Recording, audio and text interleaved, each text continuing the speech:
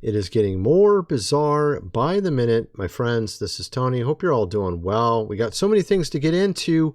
In this video, we have Amy Schumer and her downfall. We're seeing actually a nexus point of all these different things in our culture, in Hollywood, in politics and everything, all seemingly swirling at the same time. Imagine a man who preaches freedom yet funds dictatorships. A man who aligns himself with sovereignty yet profits from surveillance and positions himself as a hero whilst naming his empire after symbols of corruption and villains, greed, creatures who tried to enslave Middle Earth and got Aragorn. How about that? Today's video is about the Antichrist, aka Peter Thiel. Like most people, I like Lord of the Ring. And of course, Peter Thiel did a lecture on the Antichrist and said how that if we actually try to stop AI, that will bring forth the Antichrist. Literally saying the opposite of probably what would be true while he's building a system pretty much that the Antichrist would love. It's kind of amazing how these people position themselves. You have Billy Boy, the computer guy, Gates. Obviously, he's become a villain of recent as well, actually over the last few years, 5 years. And now he's trying to position himself as being a conservative bro also, all of a sudden out of nowhere. It's hilarious to watch this. Well, it's not hilarious, really. It's kind of, if you have a really dark sense of humor like me, it's hilarious to watch. And you're seeing this happen all around us. And we had two World War II veterans, about 100 years old, talking about what is going on in our society and how bad it's gotten. Check this out. And people don't realize what they have. They bitch about it. They do. And then nowadays, I am so upset that the things we did and the things we fought for and the boys that died for it, it's all gone down the drain. Our country's gone to hell in a handbasket. We haven't got the country we had when I was raised. Not at all. Nobody will have the fun I had. Nobody will have the opportunity I had. It's just amazing, and it's not the only guy. That's from America. That was a few days ago on Fox 13. You also had here a British World War II veteran about 3 days ago over in the UK saying very similar words. Check this out. Let's play this really quick. And he went on Good Morning Britain and said something that everyone, including Americans, really need to hear. And that's not bitterness talking. You can hear it. That's crazy, man. He says it's worse now than when he was fighting for it back during World War II. Both of them saying there are countries that went to hell in a handbasket. And he didn't fight so that Peter Thiel could be literally the Antichrist and destroy our entire world. You know what I mean? Like, these people are disgusting that are running, of course, the show. There's numerous people that I can point to. He's one of them, Peter Thiel. Cash, I would say he's probably one of them as well. All the stuff he's doing. He's now suing people who talk about him online because he totally cares about freedom and he really wants to get to the truth about Charlie Kirk, of course, as well. I mean, the guy's a joke. You have all these people that are just simply taking advantage, doing evil while they make money. It's really disgusting. You got Sam Altman, all these people, and right now, at UC Berkeley in California, we're seeing agitators, particularly communist-based, not all of them, but some of them are Antifa, causing brawls at a TPUSA event. And the irony is, of course, that they're trying to label TPUSA as instigators and causing, of course, all this violence, when in reality, literally 2 months ago, the president of the organization, of course, died. And they're saying that TPUSA is the problem. And they're coming before the entire event, filling up entire areas, protesting, throwing tear gas, bottles, all manner of things. And despite all of this, a lot of people were there for the event, packed house in the heart of a deep blue UC Berkeley. Check this out.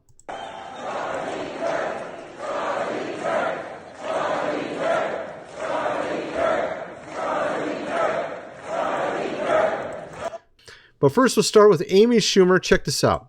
Amy Schumer. If ever there was a celebrity destined for a crash and burn episode, it was her. Just a few years ago, she was one of the most popular female comedians of all time, with a string of successful stand-up tours, movie deals, Netflix specials. Woman who was not only theoretically funny and a box office draw, but an outspoken feminist and activist who somehow managed to position herself behind every major trend and movement that looked to be gaining traction. But it turns out that Amy Schumer's towering empire was built on a shaky foundation of stolen material, questionable talent, high-profile controversies. That's a lot more than that.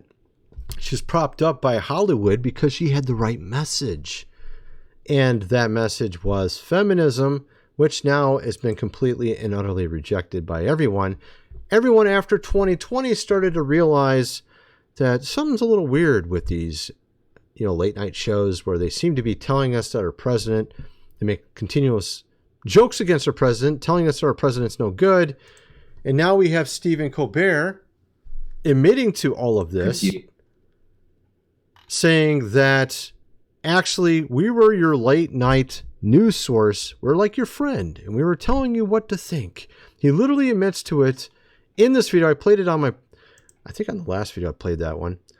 But the thing about it is no one wants to hear the politics of these people in Hollywood. And we used to watch late night shows to laugh, not to hear what you wanted us to think, right? And we have now even people like Billy Bob Thornton admitting to this on Joe Rogan. Check this out. When actors become activists, it's like, okay. Yeah. Oy. Oy. I donate to a lot of charities, mainly children's stuff, but nobody knows it. I don't go to the award show and talk about it when I'm getting my award. It's like Ricky Gervais said in that skit of his. He said, look, come up here, accept your little award, and fuck off. Yeah. Of course, exactly. And so a lot of people have caught on to this, and it seems to be all coming to a head at the exact same time. We're talking everything, DEI. We got what's going on with politics. We got what's going on with the culture, other countries, people, of course, over in a country. Everything all at the exact same time. It is actually kind of amazing. You even have with these gaming companies, you have this one company called Square Enix Games. They make Final Fantasy, Dragon Quest, other games like this.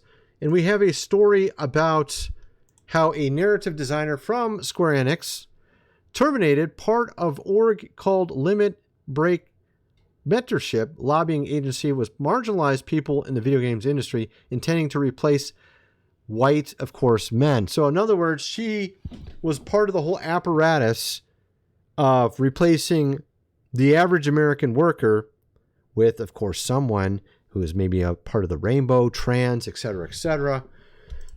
And you can see kind of on this, let me see if I can show this on the screen. I don't know if I can get this on the screen right. Unfortunately, found out that I'm impacted by the latest Square Enix layoffs whilst on my honeymoon. Gonna be honest, folks, I don't know what to do right now, so I'm just going to think about things for the foreseeable. C was my dream company. Now I'm shattered. Of course, she was one of the people trying to replace average workers at the company, trying to make sure to get quotas, right? And now it's completely backfired. You even had the chief publishing officer, John Heinecke, head of the Western branch of Square Enix, has officially resigned ahead of a wave of layoffs. He responded, piss off to the concern of woke ideology in games. When AAA start pushing agendas gamers don't want to see, they pay for it by not buying the game. Fire the long-term failing CEO and their staff that embraced woke ideology. And then here's this guy. Let's see if I can get it on the screen a little bit better than that. Oh, piss off. That's what he said. Now, he had to apparently get forced to resign. All those that were essentially pushing this type of stuff got fired or resigned from the company. Obviously, this is a good thing.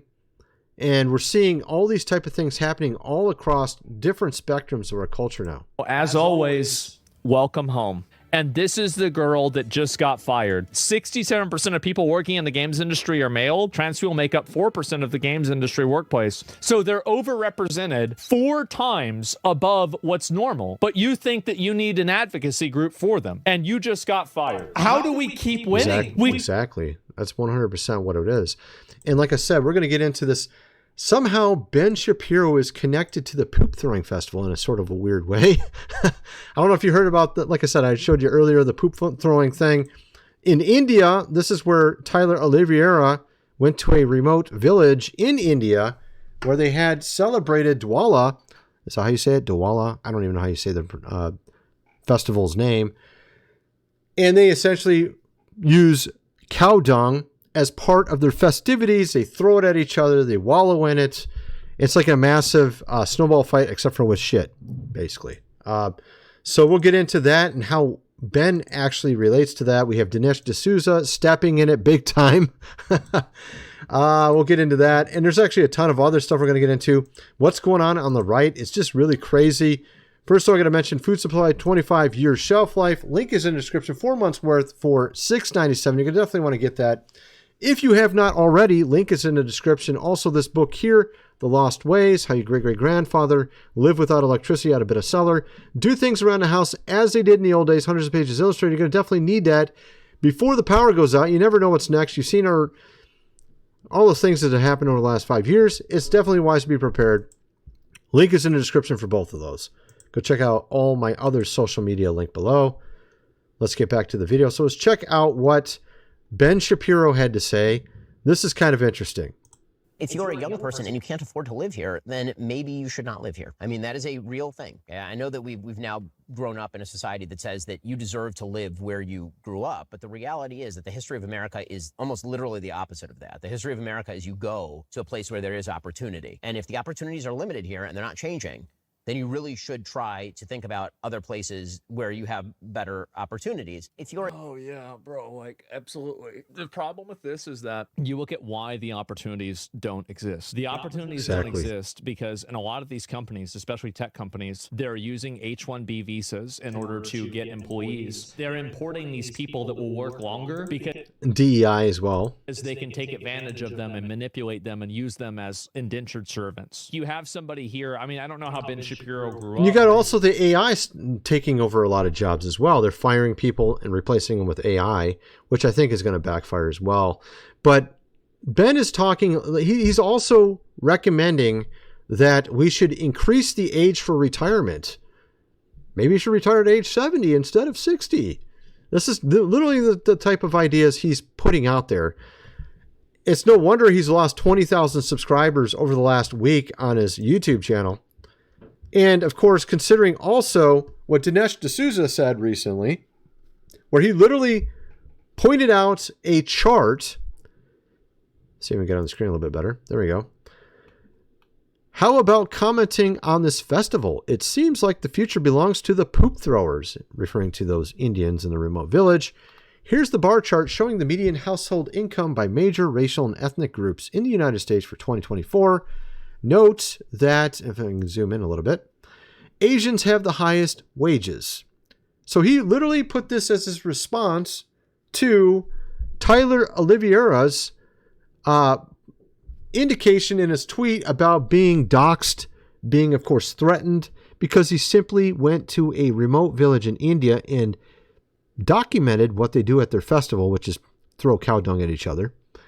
And apparently a number of Indians got very, very offended by this and tried to ruin his life. And it appears that even conservative commentator Dinesh D'Souza joined the ranks because he's been pretending all this time for the last decade that he's just an American. It's not about race. We all need to get along. Let's be all equal. And now he shows his true colors by putting his country and, of course, his race over America. And this also lends into what Ben Shapiro was talking about, which it has to do with the fact that there's all these people taking, our jobs. There's also AI taking our jobs. And it just seems like a little bit unfair, just a wee bit unfair. And then you got this one. This one, I saw this was just shocking. This is so classical, effing classical and hilarious. Indian IT careerist shrewdly climbs the American corporate ladder, becomes CEO, takes over the company, fires 900 Americans over a Zoom call, hires 1,000 Indians in India. The firm hired 1,000 employees in India after CEO fired 900 staffers over Zoom. And this is what people have noticed. I noticed this even when I was an engineer 20 years ago. Little trends like this. We had an Indian company try to do some of our work. I was a mechanical engineer working at a semi-truck company called Navistar. And we had an Indian firm do a number of our drafting drawings for medium-duty truck, I think it was. It was like my first day of work. We had to actually go in it and fix everything they ruined. So we spent a bunch of money on this Indian firm, and they ruined all our drawings, and we had to redo it all. So basically, we wasted our money. That was back 20 plus years ago. That was my first day of work at that company. That was my first day after college, going to my first job as an engineer, and that was the first thing we did. So it's not like this hasn't been happening for a long time. It's been happening for a very long time. Even 25 years ago. Yeah, it was 98 when I first worked there. That's how long ago. 98, dude. It's like 27 years ago. Then we have this here, Sydney Sweeney. You remember this? I think I showed this on the channel. She was asked recently in an interview, is she going to apologize for saying she had great genes? Because you know that's really wrong, especially considering the color you are. You shouldn't be saying stuff like that because that's, racist. But actually, in reality, it has nothing to do with that. She's just simply saying she had great genes. You could be any person and say this. It doesn't mean anything other than you think you personally have great genes, whether you're referring to the genes you're wearing or your genetics, right? Obviously, she did it in an American Eagle ad. A lot of people freaked out over it. And of course, as usual, they had someone interview her and try to make her apologize, and it didn't work out too well. She didn't apologize. And apparently this actress here, Amy Lou Wood, got very offended that she didn't apologize and put as an emoji a puke symbol. And this is apparently her response or reaction to the interview. She's an actress. I don't even know what movie she's in. Here she is. Is this her as well? Yeah, I don't know. At any rate, you get the idea. So then we have this. We have a World War II vet from Britain, 100 years old, saying that he didn't think it was worth it now that he's seen what's happened to Britain. It wasn't worth it. All the people that sacrificed their lives for Britain. This is insane. Check this out. This next clip I'm about to show you, it's going to tell you literally everything you need to know about how far the UK has fallen recently. Alec Penstone, he's a 100-year-old World War II veteran from England, and he went on Good Morning Britain and said something that everyone, including Americans, really need to hear. That's crazy, dude. So, of course, they pressed him on it, too. They actually pressed him on this. Let me play this. See the response to this. The guy who attempted to gaslight him. What do you mean by that, though? What do you mean by that, though? Is the same guy who just days earlier had advocated for Oh, my goodness. Yeah, so check this out. So this guy is the guy interviewing the 100-year-old veteran. And he said that he endorsed that, of course, Muslim type of law in New York City now that we have, of course, Zoran there. This is the guy asked him, well, what do you mean by that? What, you don't like what England is now? Yeah, well, maybe he doesn't, actually. It makes sense that he may not like it, considering all the stuff that's happened to it of recent. Yeah, not really surprising at all, actually. So you got that story. It's just kind of shocking. But it shows you how everyone has come to the point and understands where we're at. And they see that everything is, of course, this whole system was not good that we're seeing around us. And we also had, and I showed this over my other channel. All right, check this out. So we have Law and Order, this TV show Law and Order, Special Victims Unit. I'm sure some of you have seen this before. I used to watch this a long time ago. My wife watches it regularly. What's interesting, though, is a lot of people are not aware that with teachers. You've heard these stories of teachers, doing stuff, of course, with their students that they shouldn't be doing. Usually everyone assumes it's male teachers doing this. Well, guess what? Apparently, that's not the case really anymore. Almost all of them that do it now are female teachers. Matter of fact, this is number 78 and 79 of 2025 alone. So there's almost been 80 of these teachers this year alone that have been caught doing this with under, of course, age. We're talking students.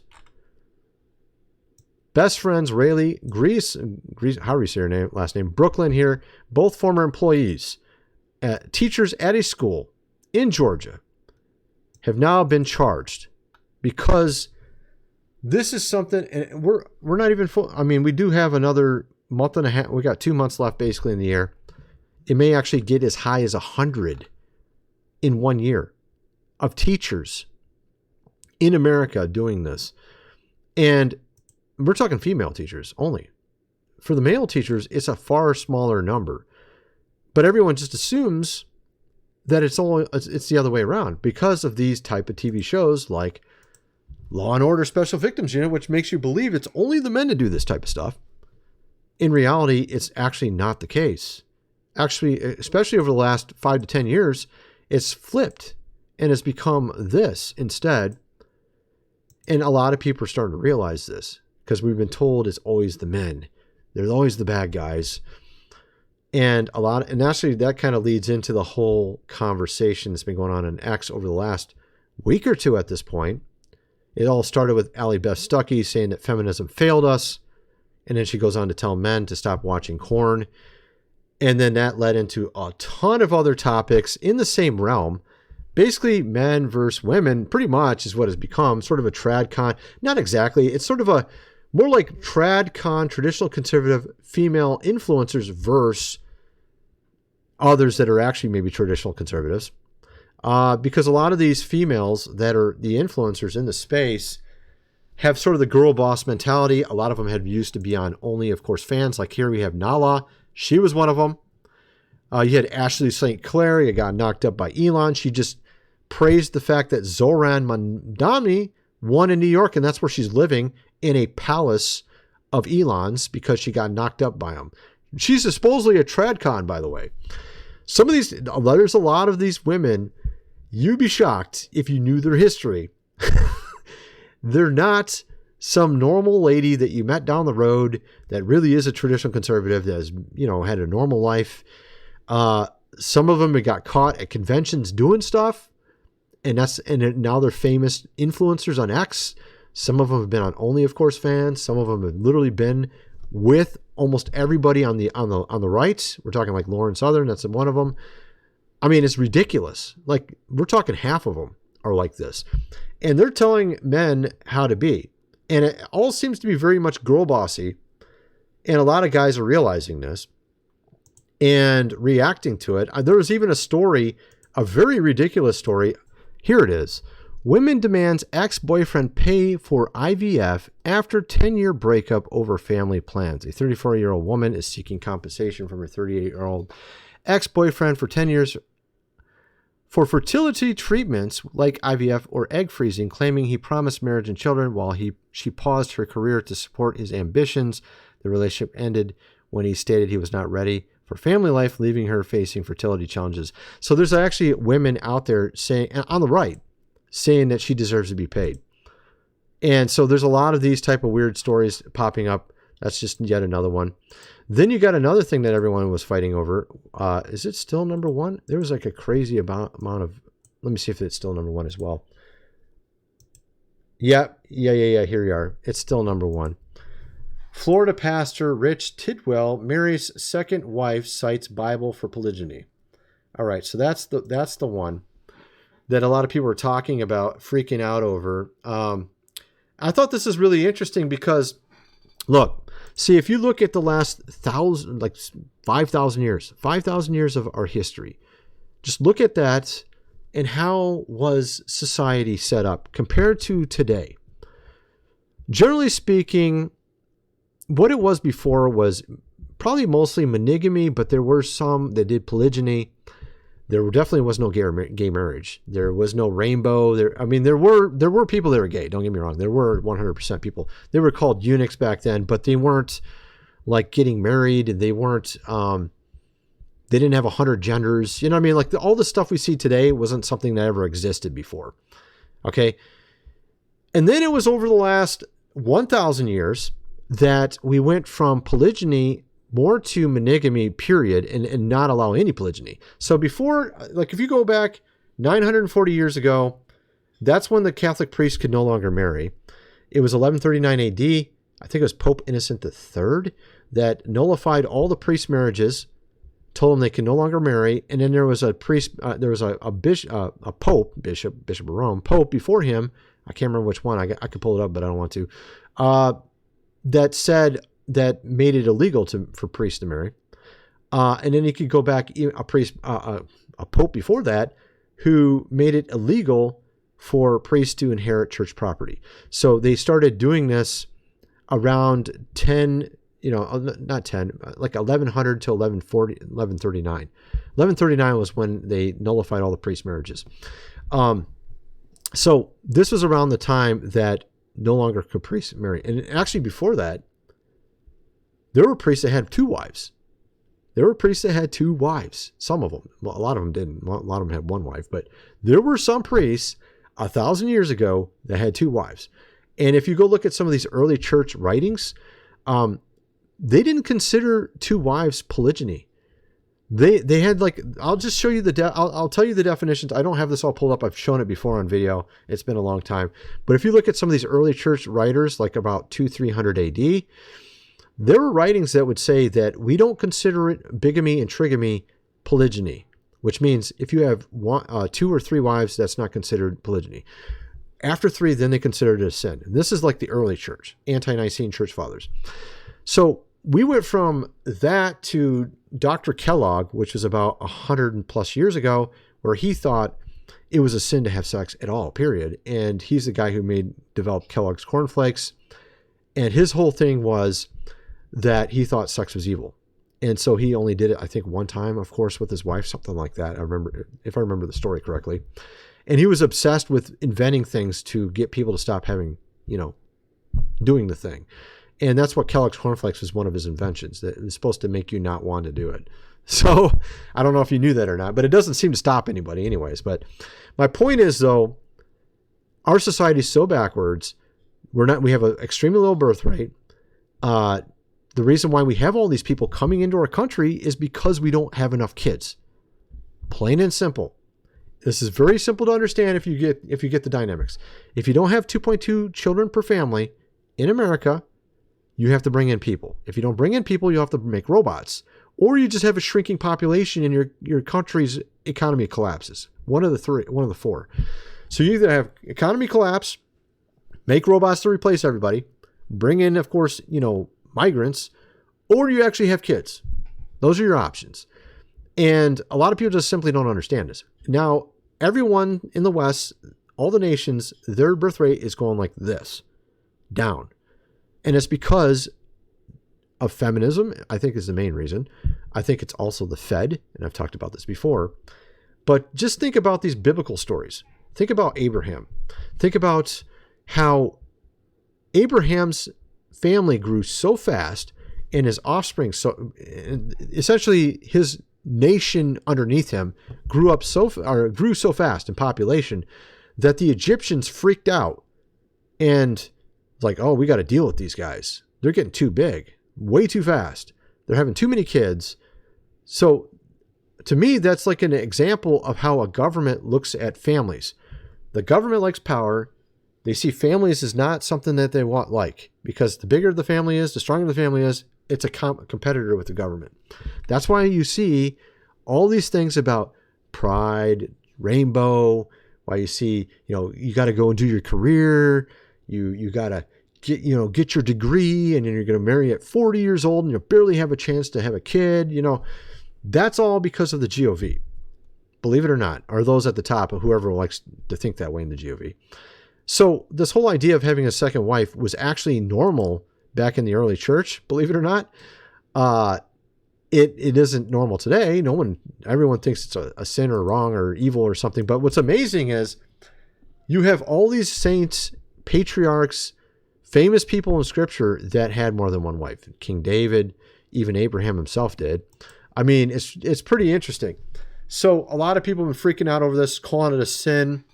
You got Mike Winger saying, oh, he's what was it he said? He said disqualified. I think that's what he said. Mike Winger, what did he say? You're disqualified from ministry. I think that's what he said. Of course, this is the most popular, I think one of the most popular Christian pastors on YouTube. Not the most popular, but one of the most popular.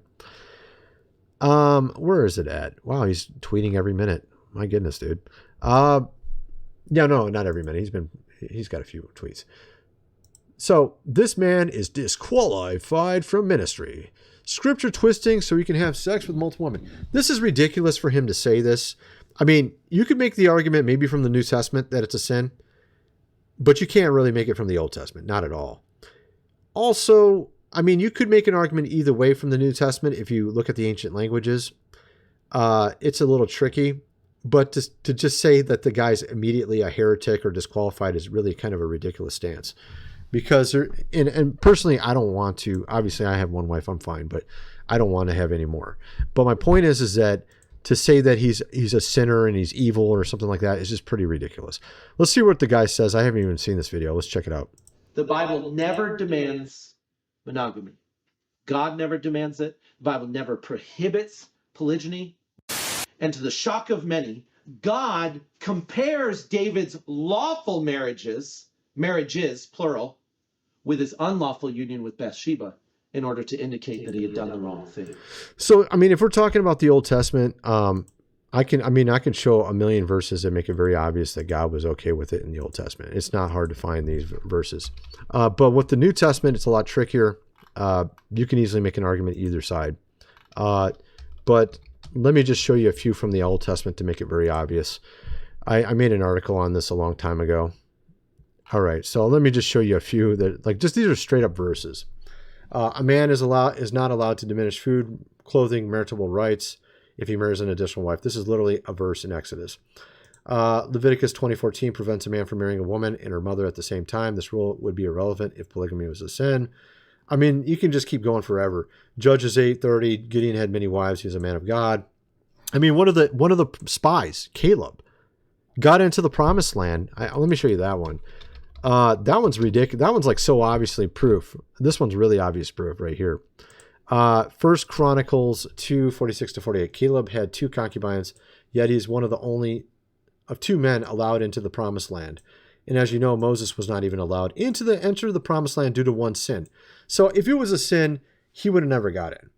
End of story. Because Moses did literally one sin and didn't get in. So, I mean, there's stuff like this. It just makes it really obvious that in the Old Testament, it was not a sin. In the New Testament, yeah, you could make an argument that it's a sin. There's ways you can argue it. You could also argue from the other side. It's a tricky topic. But the point is that I think it's really ridiculous. People are just coming out and condemning it. Because if you look at, just ignore the whole topic of Scripture, ignore the whole topic of is it right or wrong, and instead look at it this way. If you're one of the guys at the top and you want people to stop having kids, and let's say you don't even care if something's right or wrong, you just want people in America, in the West, to stop having kids. That's your goal. What would you do? Well, for one, you would outlaw this. That would be a very obvious one. Outlaw polygyny. That's gone. Then you would say, well, we want them to stop getting with women. Let's make the women unattractive. Let's make them so that they're very much like men. Feminism. Let's get feminism in there. What else would we want to do? Oh, let's bring in the rainbow. Bring in the rainbow. Then just be with your own sex. You don't need to be with the other opposite one. You don't need to have kids. What else would we do? Oh, let's put out stuff in the media like Vogue magazine and say that it's cool to be single, which is the latest thing, by the way. Women, you should not have a boyfriend or a husband. It's better to be single. So this, I mean, it's so obvious. If you just look at every single thing being pushed in our culture, it's all that direction. No family. Don't get married.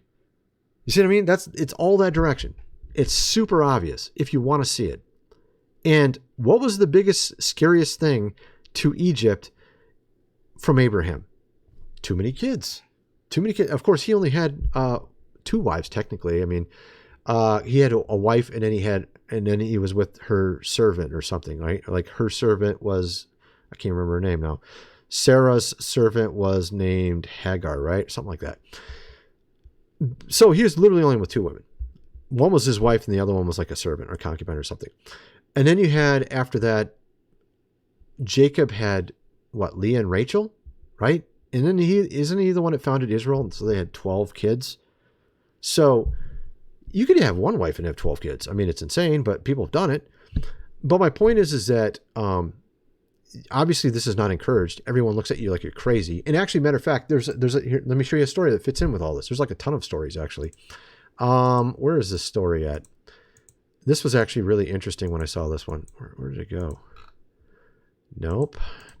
Here it is. Okay, so you've heard of this thing, the Handmaid's Tale. This is 100%. Oh no, they're going to get married and believe in God and have kids. Oh, this is a weird, evil thing. Handmaid's Tale. Let's write the story. I mean, this is literally what it is. And of course, this is 60 Minutes making literally fake story here. Well, you could say it is. Margaret Atwood, author of 64 books, including The Handmaid's Tale, has seen her work banned for content deemed overtly sexual, morally corrupt, and anti-Christian. It hasn't been banned anywhere from what I can tell. Maybe like one bookstore or something banned it. It literally has not been banned anywhere.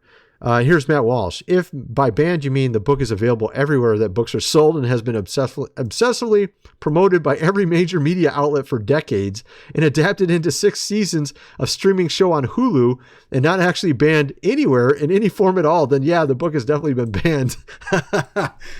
And it's promoted everywhere because this is what they want you to do. They want you to believe religion's evil. God's bad. Don't get married and have kids. That's weird. Like go do your career and become a trans. That's basically what they want. So I just find it hilarious how everything goes that one direction. That's why I don't come out and condemn someone who says polygyny is okay. Because as far as I'm concerned, at least they're going the direction of having more kids. Now, of course, what else have they done? You remember those stories back in the 80s and 90s about this cult? Oh, this cult. And they have the leader has lots of wives. You notice how they always did that? And it was always on the TV? You see that? But for some reason in the biblical times, that never happened. It's so weird how you had saints that had multiple wives and there wasn't any of this weird stuff involved with it. It's almost like they want you to believe if you ever have more than one, then you're going to be some crazy psycho. But if that was the case, then it would mean all these saints in the Bible are. You see what I mean? This is the entire point of this. I just find it hilarious. So at any rate, of course, also, I found the church, you look at these stories like this guy here, Elijah Schaffer. I grew up with a father who didn't allow electronics in the house. I wasn't allowed to play video games, taught it was the end times, and that Middle East country was God's, of course, chosen, people, and kept gaslighting yourself. This is just funny because this is a lot of people that end up going the opposite direction. And maybe that in some cases that's good, sometimes it's bad, depending on how they were brought up. But the point is that the church has been very backwards on a lot of stuff over the years. And I think we need to correct all this and get things on track. You know what I mean? At any rate, that's my video. And kind of want to know what some of you guys think. Let me know in the comment section below. And thanks for watching.